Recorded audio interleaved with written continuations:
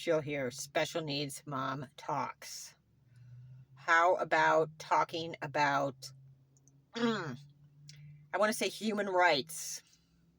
That weird space that we get into as special needs parent caregivers with our offspring, where they're old enough to do some things and they see their peers able to have more autonomy around driving, around jobs, around their education, and yet they're not quite cued in internally yet to make those decisions or have the cognitive ability to be there yet. Maybe they will be. It's a longer time frame. But in the meantime, sometimes you have to put into place systems and controls. And I hate that word, but that's what it is. To make the household run more effectively and efficiently. And they could be considered human rights violations, like, for instance, locking up food. I've been told point blank by social services that that is a human rights violation.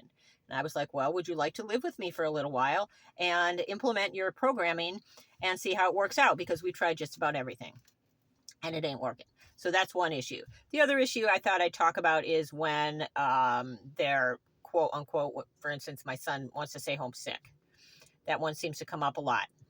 And I used to always trust him.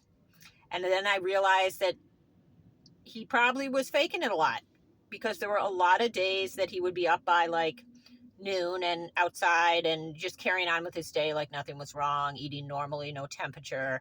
And so I played into this, but it's really hard to doubt your adult child and kind of force your agenda on to that individual, because deep down in some ways they're trying to get out of something.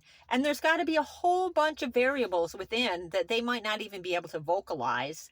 But also, I'm always like, well, if you ever want to, be independent, you're going to have to push yourself a little bit. And sometimes we don't always feel good. So teaching them those internal cues, while at the same time trying to keep them going along with the structure that is in place for them, so they can kind of move to the next step. And is it really working? I don't know. Some days I'm not sure. I think we've gotten better on the trajectory of staying home sick, and my son listening to his internal cues better. And I've gotten better at just saying, okay, if you're staying home sick, this is what has to happen. You have to go tell the bus driver, you have to email your teacher, and you have to be sick, not be outside doing whatever in 2 hours.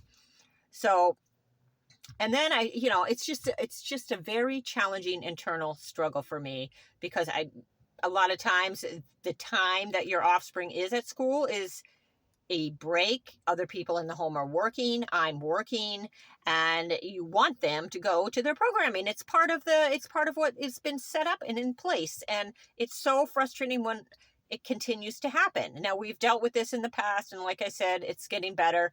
But when it does happen, like it happened today, I'm just so aggravated. And yet I want to move more away from any kind of a human rights violation per se. So when the parent caregiver is intimately involved with an adult offspring, there are going to be quote unquote human rights violations. And I think we need to back the freak off ourselves and realize we're doing the freaking best we can, as I've said in every video. And again, move towards the trajectory where they're going internally and they're learning their internal cues and figuring it out for themselves. And the timeline is just a little delayed. So that's how we're rolling here. Every sick day doesn't need to be this thing where we're all mad at each other because we think somebody's faking, or we find out that they maybe are, or they really aren't. And that's the other variable. What am I missing? Because sometimes it's hard for my son to verbalize exactly what's wrong. So there could be some variable that he can't quite bring up. So I always hold space for that too.